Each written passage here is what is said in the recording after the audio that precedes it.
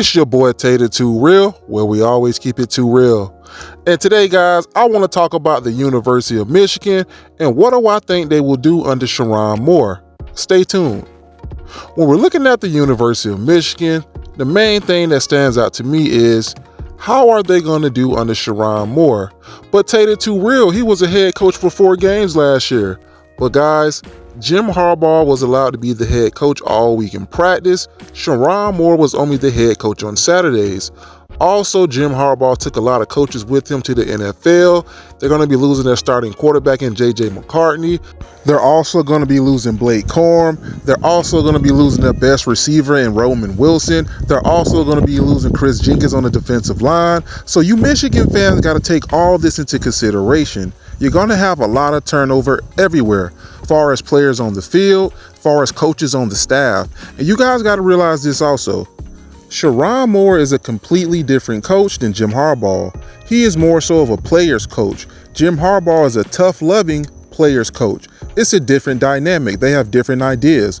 Also, you will be breaking in a new quarterback in Alex Orji. Now, I'm not saying Alex Orji isn't talented because everybody with 2 eyes can see the guy is talented. But for whatever reason, there's something missing to me with Alex Orji as far as his passing game. Also, you lost your top receiver in Roman Wilson. So there's a lot going on with Michigan. Yes, I know the offensive line will be pretty good. Yes, I know you guys have Donovan Edwards at running back and you're going to be running the ball a lot this year. But guys, is that going to be enough to beat Oregon? Is that going to be enough to beat Texas? Is that going to be enough to beat Ohio State?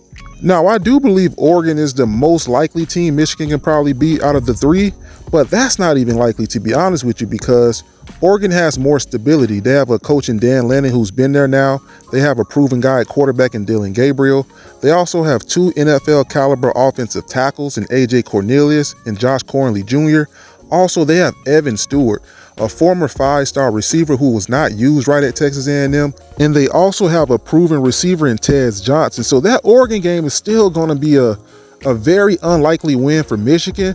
So I'm going to aim for 9-3 at worst, 10-2 at best. I do believe Michigan's still going to have a good football team. But those 3 games I just mentioned, I believe they're going to be losses. I mean, there's no way in hell Michigan beats Ohio State this season. I mean, Ohio State has spent $13 million in NIL trying to buy a national championship. Also, Texas is absolutely loaded. So you guys let me know what you think.